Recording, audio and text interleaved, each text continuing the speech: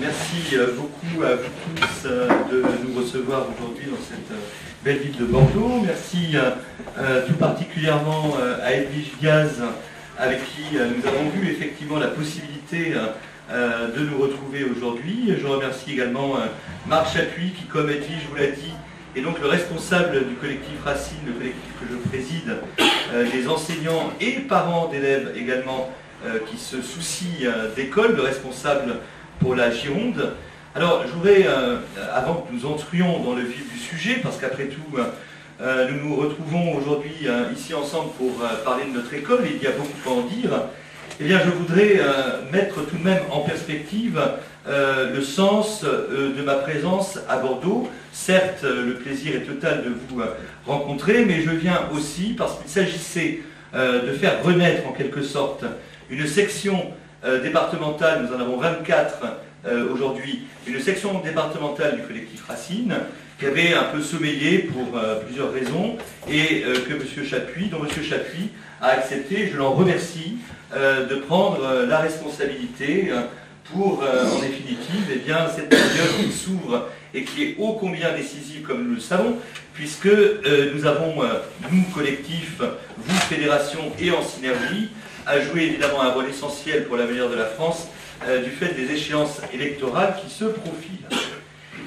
Donc, effectivement, je serai moins longue, qu'on a convenu d'une petite durée, on verra bien. N'hésitez pas, si je déborde sur le temps de parole, à me faire signe. Je serai moins long que M. Messia, dont j'apprenais qu'il avait parlé très très longtemps. Oui, donc je souhaiterais effectivement aborder la question de notre école, et accessoirement, parce que les mots dont la première souffre sont du même ordre et ont les mêmes causes que les mots dont la seconde également souffre, accessoirement, de l'université. Bon, je crois que nous le savons tous ici et au-delà, notre école se porte très mal et notre université ne se porte pas mieux. Notre école se porte très mal, j'en dirai les raisons principales. Je vais articuler mon propos assez classiquement en 2 points. Dans un premier temps, je parlerai donc des raisons pour lesquelles l'école se porte si mal, et évidemment, ces raisons donneront lieu d'articuler des perspectives de redressement, puisqu'évidemment, en tant que parti politique qui se destine à parvenir à l'exercice des responsabilités, eh bien, il nous faut évidemment envisager comment nous y prendrons une fois arrivés au pouvoir, à la faveur de la victoire de Marine Le Pen et de son accès à la tête de l'exécutif, pour redresser le système scolaire et universitaire. L'école se porte très mal, pour donner quelques indications ou pour faire quelques rappels. D'abord parce que c'est un point tout à fait symptomatique, nous le savons bien, un nombre extrêmement important d'enfants sortent de l'école primaire sans maîtriser les fondamentaux, sans savoir lire et écrire. C'est évalué officiellement, pour ce qui est des déficits en ce qui concerne la lecture et l'écriture, à 15% d'enfants environ entrant en 6e. En réalité, c'est beaucoup plus. Je pense que sans exagération, l'on peut établir que 40% environ des enfants ne maîtrisent pas la lecture ni l'écriture. À l'autre bout du système, pour faire donc continuer dans l'ordre de ces rappels, eh bien, nous avons quelque chose qui dysfonctionne aussi tout à fait clairement, c'est évidemment le baccalauréat. Le baccalauréat, nous le savons, est à peu près aujourd'hui donné à tout le monde, et c'est un objectif visé depuis déjà une bonne vingtaine d'années.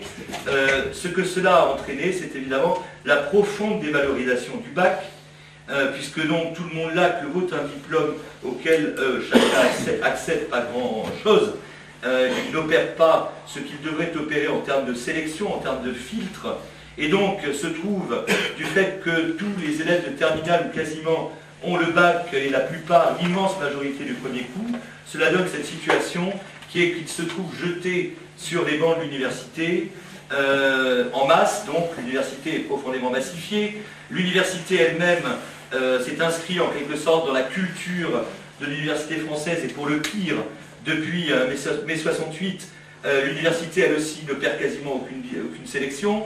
Bref, nous avons des masses d'étudiants qui accumulent des titres universitaires qui sont pour beaucoup d'entre eux, de ce fait, profondément dévalorisée, et évidemment la sélection, parce qu'il faut bien finalement qu'une sélection s'opère, eh bien s'opère d'une façon autrement plus violente et retorse sur le marché du travail.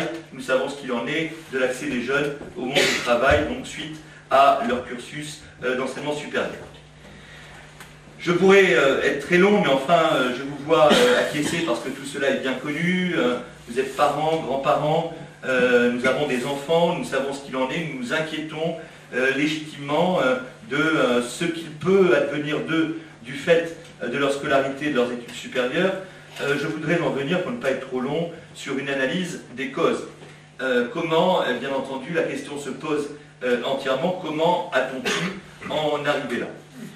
Bon, eh bien, je dirais qu'on en est arrivé là d'abord sous l'effet conjugué d'une trentaine d'années de réformes qui ont été, il n'y a pas d'ambiguïté là-dessus, conduites aussi bien par les gouvernements de gauche et de droite. Je me sidérais l'autre jour en observant, comme nous tous, les personnes qui se portent candidates à l'élection présidentielle, de constater que parmi elles, nous avons plusieurs ministres, anciens ministres de l'Éducation nationale, à commencer par François Fillon, qui fut ministre de l'Éducation nationale de 2004 à 2005, après avoir été, puisque c'est un candidat évidemment qui est dans la vie politique depuis très très longtemps, après avoir été ministre de l'Enseignement supérieur durant la décennie précédente. Fillon est candidat, j'en parlerai peut-être un peu tout à l'heure ou peut-être pour répondre à vos questions. Il est évident, et c'est l'un des rôles que je joue, Edwige a parlé de ma fonction au sein du Conseil stratégique de la campagne présidentielle, que de considérer ce que Fillon peut dire en matière scolaire, quelles sont les propositions qu'il peut avancer. Il y a beaucoup à dire. En tout cas, ce qu'il y a à dire en résumé, c'est que Fillon, si par malheur il venait à accéder aux responsabilités suprêmes en 2017, eh bien, poursuivrait la politique scolaire désastreuse qu'il a conduite quand il était ministre. Nous en avons d'autres ministres qui sont également candidats et qui tous donc se partagent eh bien, la culpabilité d'avoir mené notre système scolaire là où il en est. J'ai cru comprendre que Benoît Hamon, par exemple, se disposait lui aussi, ou prétendait lui aussi, être candidat à la présidentielle. Et nous en avons encore d'autres. Bon, toutes les réformes qui ont été conduites depuis 30, on peut aller jusqu'à 40 ans. Je vais partir d'une première réforme que je vais prendre en exemple, qui est la réforme, la loi Habib 1975. Vous voyez, ça remonte à 40 ans. Hein.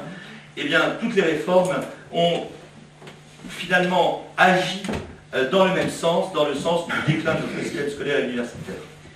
Alors, pour aller un peu plus au fond des causes, je dirais qu'il y a donc un dénominateur commun entre toutes ces réformes. Le dénominateur commun, c'est d'abord que ces réformes ont partagé, ont en commun une double idéologie, ont eu en commun et continuent d'avoir une double idéologie qui est d'une part l'égalitarisme, d'autre part le pédagogisme, ce que je vais développer, et je vais en décrire les effets. Et par ailleurs, ces réformes ont une autre chose en commun, comme l'ensemble des réformes qui peuvent être appliquées en chaque domaine, c'est qu'elles sont décidées, qu'elles sont d'abord conçues par des gens qui ont renoncé à toute ambition pour la France et qui se sont évidemment corrélativement subordonnés à des instances supranationales qui imposent, l'Europe c'est un peu moins connu peut-être qu'en d'autres domaines, je développerai cela tout à l'heure, eh bien l'Union européenne a aussi évidemment imposé un certain nombre de directives en matière scolaire, en matière éducative, et c'est parce que nos différents responsables politiques ont abdiqué toute volonté politique, qu'ils se sont subordonnés à ces directives de l'Union européenne, que notre école en est là où elle en est. Alors pour commencer, concernant ce que j'appelle, ou ce qu'il est convenu d'appeler l'égalitarisme d'une part et le pédagogisme, je dirais, pour parler plus particulièrement de l'égalitarisme dans un premier temps, que depuis 40 ans, un contresens complet a été commis par l'ensemble des ministres sur l'égalité républicaine. L'idée, en effet, s'est trouvée comme dévoyée par le fait qu'on ait considéré que c'était en abaissant le niveau d'exigence et également le nombre, la masse, si vous voulez, de contenus enseignés qu'on allait rendre l'école plus démocratique. En réalité, à mesure qu'on revoit à la baisse le niveau d'exigence, qu'on a revu à la baisse le niveau d'exigence, qu'on a réduit les programmes, c'est ce que j'appelle la masse des contenus enseignés à la baisse, eh bien, l'école est devenue progressivement de plus en plus inégalitaire. Chose absolument insensée, parce que, figurez-vous qu'il y a lieu de se dire que dans certains esprits qui ont voulu ainsi conduire à une révision à la baisse des contenus et des exigences, il y avait de bonnes intentions. Sans doute, certains esprits ont-ils cru qu'ils allaient effectivement démocratiser l'école. Eh bien, on a commis là un contresens absolument insensé, parce qu'évidemment, la chose est simple à comprendre. Ceux des enfants qui, parce qu'ils sont issus des milieux sociaux, culturels, les moins favorisés, ce sont ceux-là qui ont tout à attendre de l'école. Et évidemment, si vous revoyez à la baisse le niveau d'exigence et les programmes, eh bien, ce sont eux qui sont évidemment les plus lésés. Voilà. Et donc, effectivement, par égalitarisme, dont j'insiste sur le fait que c'est le contraire de l'égalité bien comprise, on a en fait rendu l'école profondément inégalitaire. Alors, pour être concret, je ne vais pas outrancièrement entrer dans les détails, j'évoquais tout à l'heure, en la désignant comme, en quelque sorte, le péché originel de cette suite ininterrompue de réformes, j'évoquais la loi Habib 1975. Cela ne vous parle peut-être pas directement, mais si je vous dis que c'est cette loi qui porte création du collège unique, alors là, oui, tout le monde sait de quoi on parle, ou à peu près. Que s'est-il agi de faire en 1975? Eh bien, de proscrire toute espèce de sélection au niveau du collège. Auparavant, il y avait des paliers de sélection. En fin de cinquième, notamment, existait effectivement la possibilité pour les enfants, les jeunes ou les enfants, on est encore enfants, quand on est au collège, eh bien, de s'orienter vers la voie professionnelle, de partir en apprentissage, et même plus tôt. Le contresens égalitariste a consisté, en l'espèce, à considérer eh bien, que le collège devait proscrire toute espèce de sélection. Que s'est-il passé? Eh bien, ceux des enfants qui étaient les mieux disposés à se réaliser dans des études, disons, intellectuelles, qui avaient davantage de disposition que les autres pour l'abstraction, pour les études longues par ailleurs, eh bien, n'ont pas pu réaliser ces aptitudes. Et à l'inverse, ceux des enfants qui avaient plus, et c'est parfaitement noble, bien entendu, j'insisterai quand j'aborderai l'aspect propositionnel de mon propos, ceux des enfants qui avaient au contraire davantage d'aptitude pour le pratique, le manuel, le technique, eh bien se sont retrouvés avec ces mêmes enfants qui avaient des aptitudes d'une toute autre nature. Bref, personne ne s'y est retrouvé. Voilà. Eh bien, je suis remonté jusqu'à la loi Habib 1975, le fameux collège unique, qui évidemment nous nous empresserons de supprimer. Il s'avère que ce collège unique de 1975, la dernière réforme du collège en date, qui est la réforme Valls-Vallaud-Belkacem, ne fait en définitive que de l'amplifier, ce collège unique. Parce que, prise dans le même contresens égalitariste, la ministre actuelle, pour un peu de temps encore, nous commençons à souffler, à respirer, eh bien, la ministre actuelle a inventé un collège encore plus unique que le collège unique. Je pourrais entrer dans les détails, bien sûr. On a encore revu à la baisse les exigences, encore revu à la baisse les programmes. Les vecteurs, si vous voulez, de cette révision à la baisse sont de 2-3 types, c'est toujours la même chose, particulièrement en inventant des pseudo-enseignements interdisciplinaires, vous voyez, les fameux EPI, les enseignements pratiques interdisciplinaires.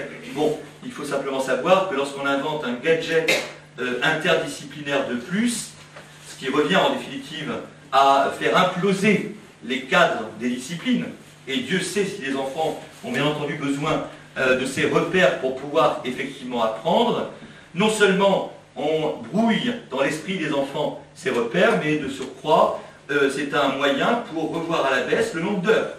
Voilà, c'est évidemment sur les horaires alloués aux disciplines que les horaires de ces enseignements, de ces pseudo-enseignements interdisciplinaires rognent. Donc voilà ce que a fait les effets produits par cet égalitarisme. On pourrait encore remonter plus avant dans la recherche des causes. Il y a là, et je crois que vous y retrouverez ce dont vous vous doutez déjà, il y a là la marque extrêmement négative de certains pseudo-scientifiques. Je pense en particulier à l'infâme Bourdieu, ce sociologue qui, pourtant, vous voyez, ironie, triste ironie, devait à l'école de la République d'être arrivé là où il est arrivé, puisque Bourdieu était un enfant extrêmement modeste, de milieu extrêmement modeste, des Pyrénées-Atlantiques, je crois. Il est devenu agrégé de philosophie, puis professeur au Collège de France. Eh bien, Bourdieu, dans son itinéraire, a bien sûr dû d'être arrivé aussi haut dans son cursus d'études, dans la reconnaissance sociale qui en découlait, par l'école du temps où elle enseignait, où elle instruisait vraiment. Eh bien, Bourdieu et ses disciples sont de ceux, et peut-être les premiers, qui ont commis ce contresens égalitariste et donc provoqué, qui ont une très lourde responsabilité dans le déclin de notre école. L'autre idéologie extrêmement pernicieuse, je peux les articuler chronologiquement l'une à l'autre. Je dirais que si donc l'égalitarisme sévit depuis la loi Abi de 1975, l'autre idéologie, ce qu'on désigne habituellement par le terme de pédagogisme, lui commence à sévir à partir de la fin des années 80. Ces deux idéologies, donc, si on les date, qui agissent successivement, la seconde, le pédagogisme, est venu encore renforcer les effets négatifs de l'égalitarisme. Alors qu'est-ce que le pédagogisme? Eh bien, il faut citer là une autre loi, et donc un autre ministre est renvoyé à d'autres sombres heures de l'histoire de l'éducation nationale en France. C'est la loi Jospin de 1989. Jospin était à l'époque donc ministre de l'Éducation nationale. La loi Jospin, c'est une loi de programmation et d'orientation, c'est-à-dire qui fixe le cadre pour toutes les mesures qui vont suivre durant un certain nombre d'années ultérieures. La loi Jospin de 1989, c'est en quelque sorte l'institutionnalisation du pédagogisme qui a ses racines dans un certain nombre de théories, Livres enfants de Summerhill, ce genre de choses, voire même, peut-on remonter jusqu'à l'Émile de Rousseau, qui en quelque sorte préfigure ce pédagogisme. Alors qu'est-ce que le pédagogisme? Eh bien, la formule chimiquement pure est contenue dans une annexe de cette loi Jospin, et la formule vous est connue probablement, du moins un certain nombre d'entre vous. La formule parle de placer l'élève au centre du système, mais il faut lire la phrase en entier, parce que, après tout, ce début de phrase n'est pas si terrifiant. Que les établissements scolaires et les enseignements visent à instruire les élèves, que ceci soit donc au centre du système, on peut en convenir sans aucun problème. La suite de la phrase dit « Placer l'élève au centre du système comme référent de la culture commune ». Voilà. Qu'on se figure ce que cela veut dire. Comme référent de la culture commune, pour le faire de façon très concrète, pour l'expliquer de façon très concrète, et cela s'est fait, et c'est fait sur une grande échelle, eh bien, ça a conduit, par exemple, à considérer, puisque en tel établissement situé en telle zone sensible, par exemple, la culture commune des élèves, eh bien, c'est le rap, que par conséquent, puisqu'il s'agissait de placer l'élève au centre du système comme référent de la culture commune, on allait, par exemple, toujours en cours de français, cesser de lui enseigner les œuvres de la littérature française, mais on allait lui dispenser cet enseignement de français sur la base de textes de rap. Voilà.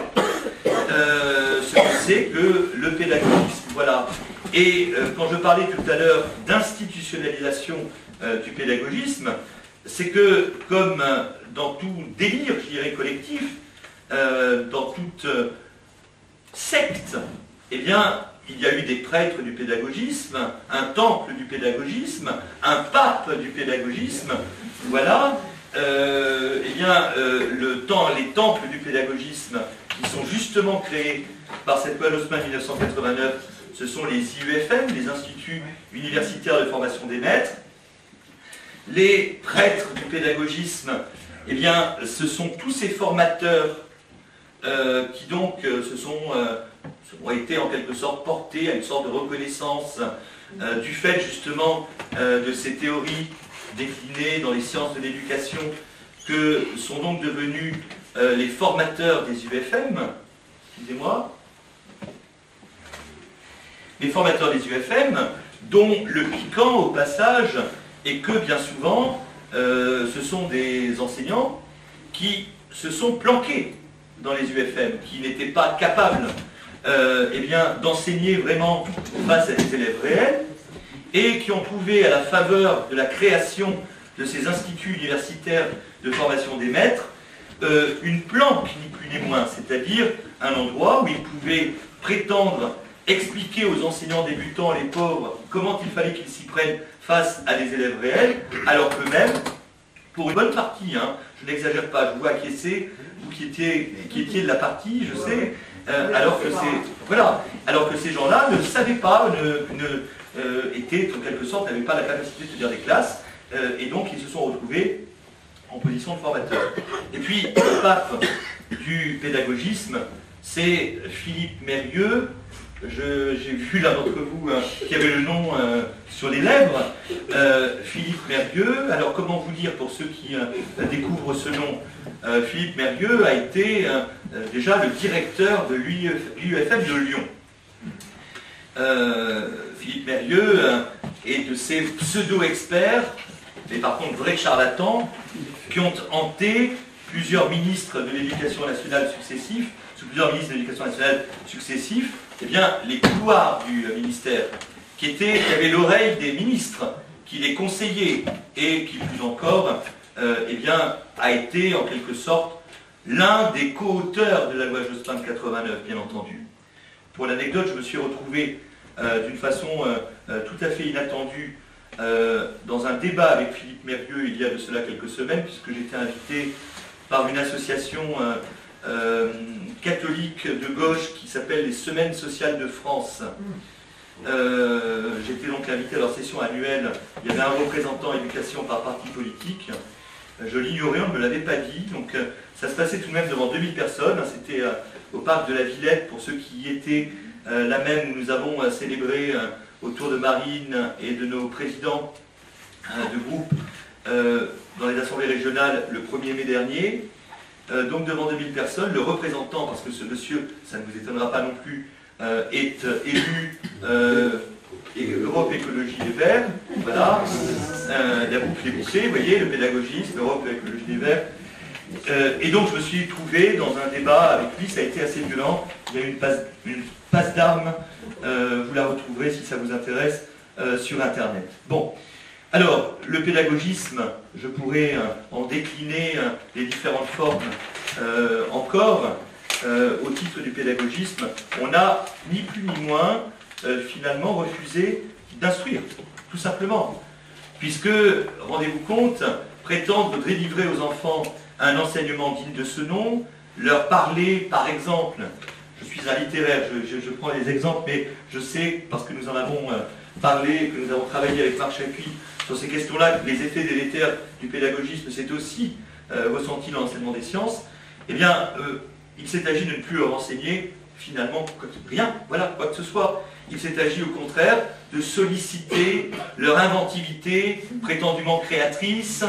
Il s'est agi, eh bien, de considérer que le maître était l'égal des élèves, ni plus ni moins. On parle dans le jargon de transmission horizontale qui a supplanté, qui a remplacé la transmission verticale, c'est-à-dire que finalement l'enseignant qu'on a appelé à ce moment-là l'apprenant, pardon, c'est l'élève, l'enseignant comme symétrique d'apprenant, eh bien s'est retrouvé placé sur le même plan que l'élève. Bref, il s'est agi de ne plus enseigner quoi que ce soit, et on connaît bien sûr les désastres que tout cela a produit. L'autre grande série de causes ayant conduit notre système dans le déclin, à la situation qu'il connaît, je le disais tout à l'heure, eh bien, c'est en cette matière, comme en toute autre, la subordination de nos différents ministres et de leurs gouvernements respectifs à des directives supranationales, pour l'essentiel européennes. En matière éducative, les dictats de l'UE sont essentiellement contenus dans ce qu'on a appelé le protocole de Lisbonne, qui date de l'an 2000. Et pour vous en brosser rapidement les grandes directions, qui appelait finalement, non plus du tout, là encore, à instruire les enfants, à leur dispenser une culture humaniste et enracinée, leur permettant d'accéder par eux-mêmes à l'exercice du sens critique.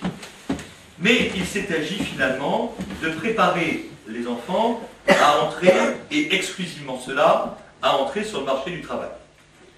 Mais à devenir employables.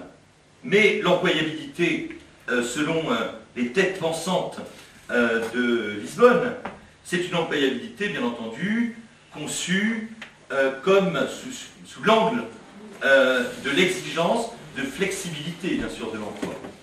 On voit là, à nouveau, les effets extrêmement négatifs en matière scolaire de l'idéologie ultralibérale. Alors, bien sûr, pour que des enfants soient employables et flexibles, surtout flexibles, il ne faut pas leur enseigner grand-chose. Et il est même préférable qu'ils ne sachent pas grand-chose. Parce que, représentez-vous donc une connaissance véritable, comme celle qui a été dispensée aux plus âgés d'entre nous, de l'histoire de France, ça nous conduit à nous reconnaître dans une tradition. Or, il ne faut pas, parce que cela, ça ne rend pas employable et flexible.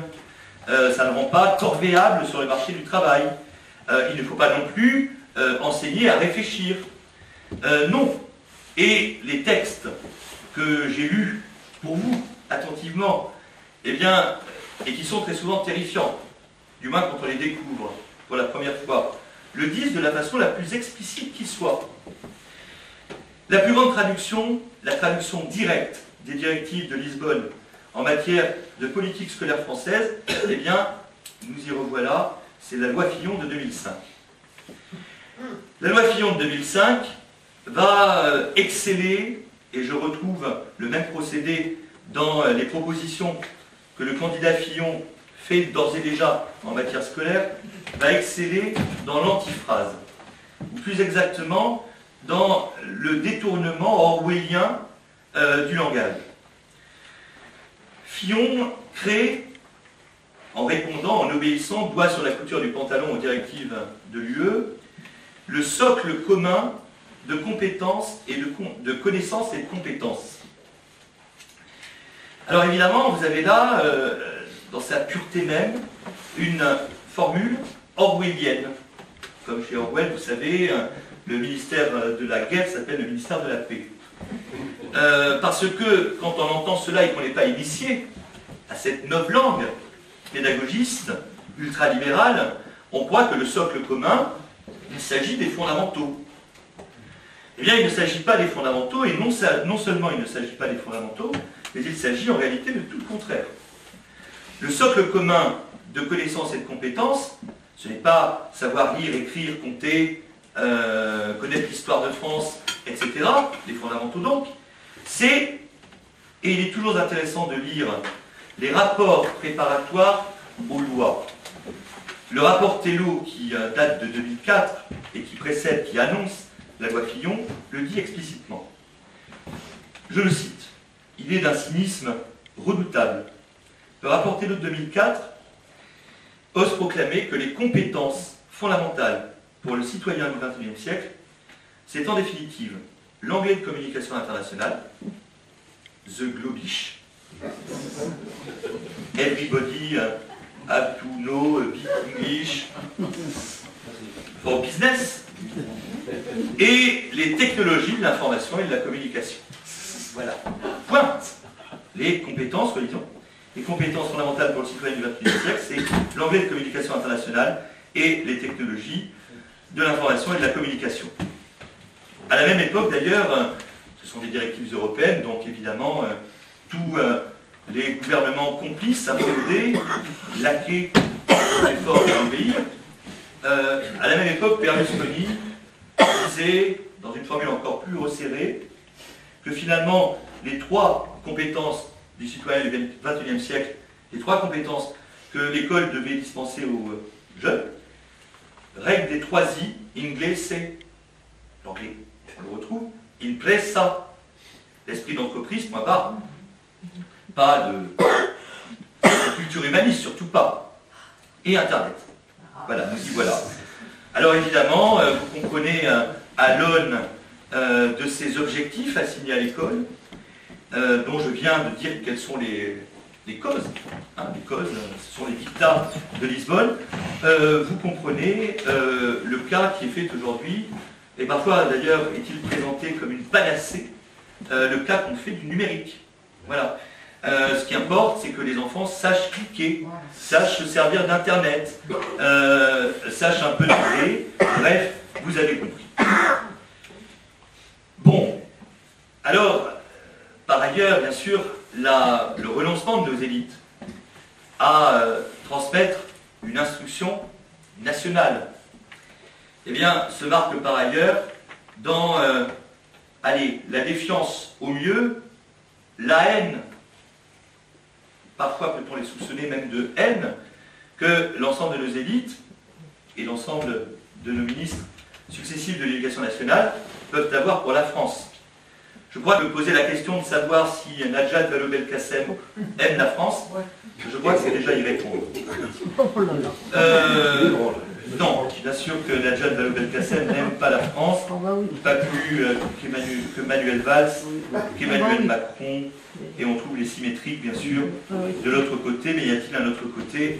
Ces gens-là partagent les mêmes points de vue fondamentaux, les mêmes, ce qui fait que nous sommes la véritable opposition, bien sûr, puisque nous n'avons, là pour le coup, rien en commun avec tous ces gens-là. Je vois que j'ai déjà parlé un peu plus que prévu, j'ai encore quelques minutes. Bien sûr, j'ai lu avec la plus grande attention ce qui émerge, et je lis dès que ça se présente, ce qui émerge d'un bord ou de l'autre en matière de propositions pour l'école. Je pourrais vous faire une analyse détaillée. D'abord, on a eu un 6 pages, les Républicains, les 6 mal nommés, autre antiphrase au passage. Parce que les Républicains, c'est nous, qui voulons effectivement qu'un enseignement, une instruction de qualité soit dispensée également à tous les enfants, au titre du principe d'égalité des élèves devant les enseignements dispensés, qui avons, en tant que véritables républicains, ce souci du social qui est que nous considérons qu'il doit y avoir une émancipation sociale par l'école. Ces gens-là sont absolument à l'opposé, et ce sont évidemment, nous le savons bien, des usurpateurs lorsqu'ils prétendent s'autodésigner comme des républicains. Je pourrais donc développer ou analyser dans les détails, je vais donner un exemple, peut-être 2, dans les propositions des pseudo-républicains, face auxquels il est possible que Marine se retrouve au 2e tour de l'élection présidentielle. François Fillon, qui est un maître de l'antiphrase, de la palinodie, comme on dit avec un terme un peu pédant, c'est-à-dire d'un énoncé qui dit quelque chose au début, mais qui dit exactement le contraire à la fin de la phrase. François Fillon, dans ses propositions pour l'école, nous dit qu'il va falloir revaloriser le bac. Qu'il faille revaloriser le bac, c'est du Racine dans le texte. Tout le monde en conviendra, puisqu'il est profondément dévalorisé, qu'il n'a plus aucun sens, que les élèves et leurs familles sont trompés, encore qu'elles ne soient plus dupes. Ça fait tant d'années qu'il est dévalorisé. Donc François Fillon nous dit, et nous sommes d'accord qu'il faut revaloriser le bac. Vous lisez la fin de la phrase, 3 mots plus loin, Fillon nous dit, le même Fillon nous dit, en le réduisant à 3 épreuves. J'ai attiré l'autre jour l'attention de Marine sur ce point-là, parce qu'elle disait que dans Fillon il y avait tout et son contraire. Eh bien, je lui dis en matière scolaire, c'est tellement vrai qu'on peut dire des choses aussi insensées qu'on revalorisera le bac en le réduisant à 3 épreuves terminales. On maintiendrait, selon cette vue, eh bien, l'épreuve de français en première, mais plus que 3 épreuves en terminale, il ne dit pas lesquelles. Et puis, pour donner un autre exemple, et vous avez, puisque je vous ai expliqué ce qu'il fallait entendre à travers l'expression de socle commun des connaissances et de compétences, nous lisons un peu plus haut dans le même programme il faut recentrer l'école sur la transmission des fondamentaux, du Racine dans le texte, et puis, quelques mots plus loin, sur la base du socle commun de connaissances et de compétences. C'est-à-dire, oui, effectivement, tout et son contraire. Mais je pense, parce que tout cela, vous vous en doutez, que ce que vous voulez surtout m'entendre dire, m'entendre exposer, eh bien, c'est ce que nous proposons. Alors, d'abord, un petit point de méthodologie. Le programme, vous le savez, de Marine Le Pen sera connu fin janvier, début février, à la même époque que le lancement de la campagne à Lyon. De ce fait, tout ce que je vais vous dire là, ce n'est pas le programme de Marine, mais c'est les propositions que nous lui avons faites et nous lui avons remises lors de sa première convention présidentielle qui était justement consacrée à l'école et à l'université qui a eu lieu le 22 septembre dernier à Paris. Nous lui avons remis une suite de 100 propositions, ce qui est le résultat de 3 ans de travaux de notre collectif. Propositions dont elle ne manquera pas de s'inspirer, même si, sans doute, la partie éducation du programme définitif sera-t-elle plus épurée. Premier point, bien sûr, il va falloir réformer le système depuis la base, c'est-à-dire depuis l'école primaire. Les différents ministres le disent, mais ne le font pas. Ou quand ils le font, ils font pire. Réformer l'école dès l'école primaire, c'est d'abord s'assurer que tous les enfants sortent de l'école primaire en maîtrisant la lecture, l'écriture, les 4 opérations de base de l'arithmétique, et évidemment, en allant en ceci à rebours, mais on va souvent à rebours, de ce qui s'est fait, parce que ce qui s'est fait, c'est le pire. Alors nous, on essaie de faire le mieux, bien entendu. On réintroduira le redoublement dans le bien des élèves, qui doit être le redoublement rénové, de sorte à ce qu'il soit toujours positif, ce qu'il est parfois, mais pas toujours. Il y a des conditions à réunir, bien entendu, pour qu'il soit toujours positif, c'est-à-dire que les enfants aient intérêt et bénéfice plutôt à redoubler. Se recentrer sur ces fondamentaux, lire, écrire particulièrement, c'est évidemment enseigner la lecture, tout particulièrement, sur la base d'une méthode qui soit une méthode éprouvée, la méthode syllabique. Nous sortons de 30 ans ou 40 ans même de délire dans les méthodes d'apprentissage de la lecture, cela est très connu. Les méthodes globales, vous dit-on, n'existent plus, ou la méthode globale n'est plus appliquée. Il y a des mixtes, mais même avec un peu de global, quand bien même la méthode est-elle mixte, elle est déjà trop globale. D'autant plus, et ce n'est pas du tout être passéiste que de faire cette proposition, que les études extrêmement récentes, accomplies par la neurologie, montrent eh bien que les mécanismes neurologiques, justement, sont en phase, ou plutôt l'inverse, la méthode syllabique est en phase avec les fonctionnements du cerveau. Il faudra également, bien entendu, réinstaurer des paliers de sélection juste, à tout niveau où cela est nécessaire. Je parlais tout à l'heure du collège unique, il va de soi qu'il faut qu'il y ait une sélection juste. On va décrire rapidement quelles sont les conditions pour que la sélection soit juste, mais qu'il y ait un palier de sélection au niveau du collège. Vous savez, Marine le proposait déjà en 2012, qu'il faut permettre aux enfants de pouvoir, ceux qui le souhaitent, ceux qui en ont révélé les aptitudes, parce que cela demande, comme toute autre chose, de réelles aptitudes, ceux des enfants qui souhaitent partir en apprentissage dès l'âge de 14 ans doivent pouvoir le faire. Et alors pour cela, bien sûr, il faut que le fonctionnement du collège leur en ouvre la possibilité. 14 ans, néanmoins, c'est jeune, bien sûr. Donc, il faut, à ce niveau-là, que si la possibilité de partir en apprentissage eh bien, soit ouverte, il existe cependant un système d'alternance. Nous avons fait cette proposition, que les enfants suivent une partie de leur enseignement au collège, quand bien même sont-ils chez un maître de stage durant le reste du temps, et qu'ils aient, parce que justement ce système d'alternance existe, la possibilité, si de fait il décide de réintroduire ou réintégrer la voie générale, eh bien qu'il puisse le faire. Je parle des paliers d'orientation juste. Il faut bien entendu que le bac redevienne un palier d'orientation. Alors nous avons parlé, nous avons beaucoup réfléchi, nous avons parfois débattu, nous n'étions pas tous d'accord, particulièrement lors d'une réunion de synthèse, la dernière réunion précédant la remise à Marine de nos 100 propositions. Nous nous sommes demandé du fait que le bac soit à ce point dévalorisé, s'il ne fallait pas plutôt penser à des examens d'entrée dans les filières universitaires. La décision que nous avons prise, c'est de réintroduire, d'introduire des examens à l'entrée des filières universitaires, ça existe dans certaines, ou une sélection sur dossier, selon les cas, dans l'attente que le bac soit effectivement revalorisé.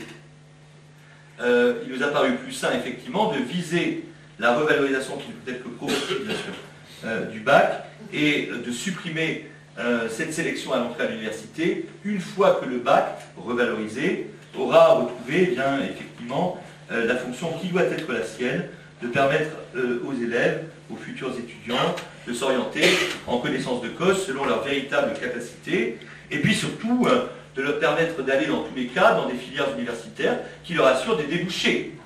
Il y en a assez que le système trompe les étudiants et leurs familles, qui, lorsqu'elles ne sont pas initiées, et parfois au prix de gros sacrifices, eh bien, maintiennent leurs enfants dans des filières universitaires qui, dans certains cas, ne conduisent pas à des débouchés réels.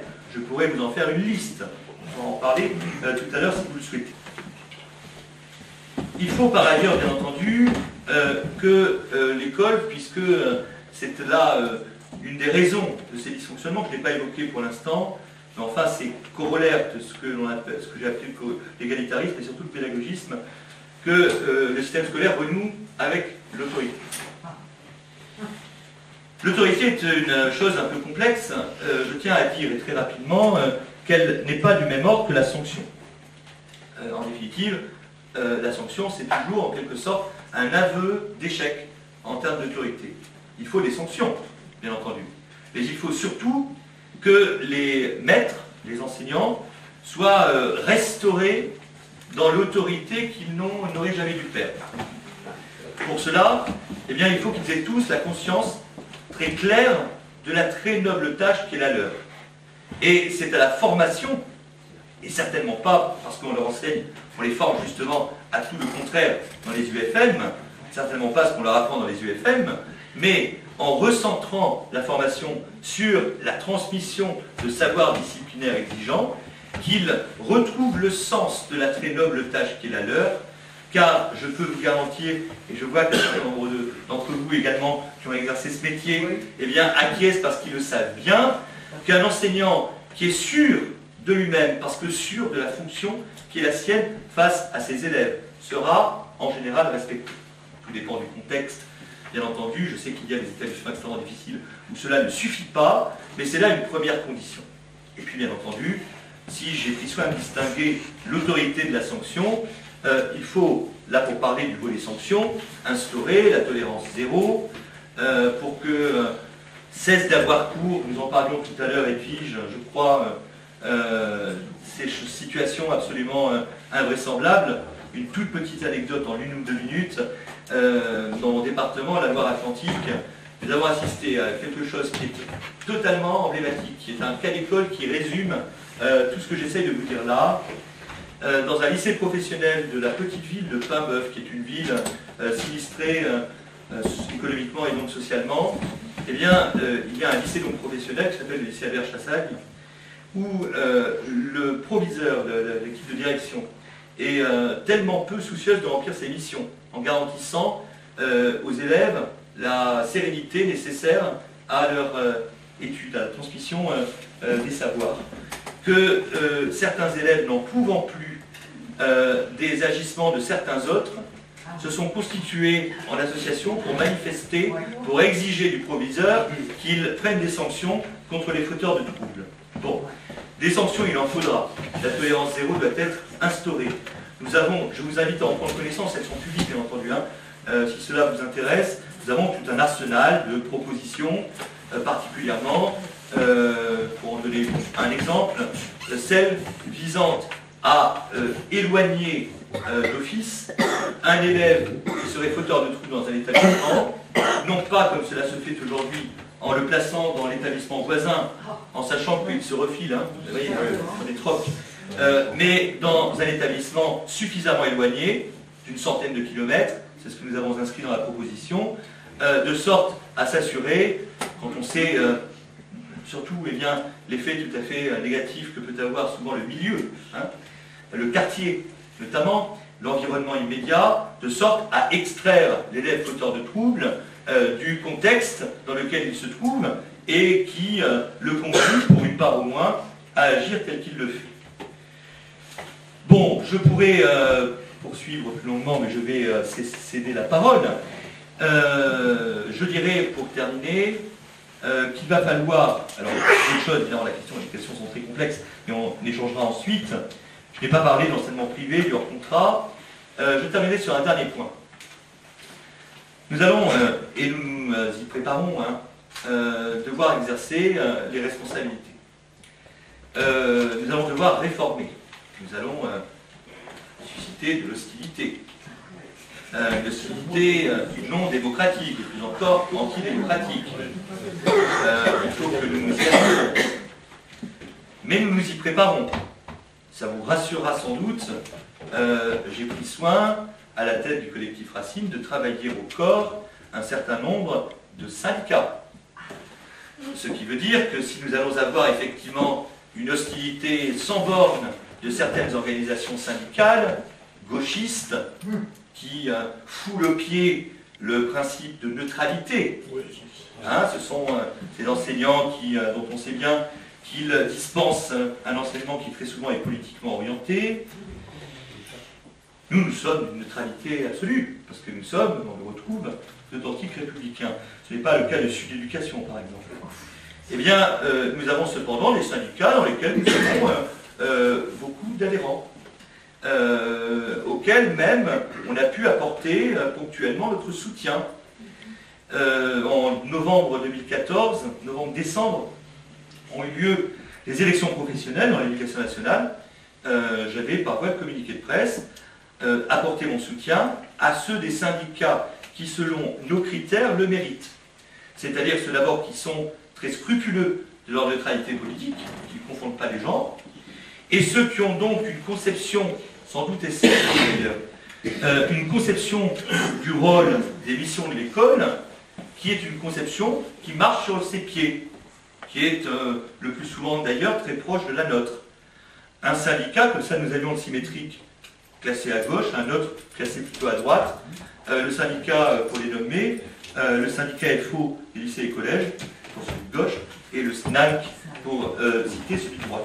Bon, même si ces gens-là ne veulent pas, en ont peur, dire que finalement ils ne sont pas si éloignés que cela de ce que nous disons, nous y avons beaucoup d'adhérents, en nombre très important au SNALC, et on peut compter sur le fait que ces organisations, d'autant plus que le fait que nous les ayons soutenues, enfin, il n'y a peut-être pas un lien de causalité direct, c'est plutôt à inscrire dans une prise de conscience à peu près générale. Ce sont justement ces deux syndicats que nous avions soutenus qui ont progressé lors de ces élections professionnelles. Nous pouvons donc compter que nous n'aurons pas une hostilité totale.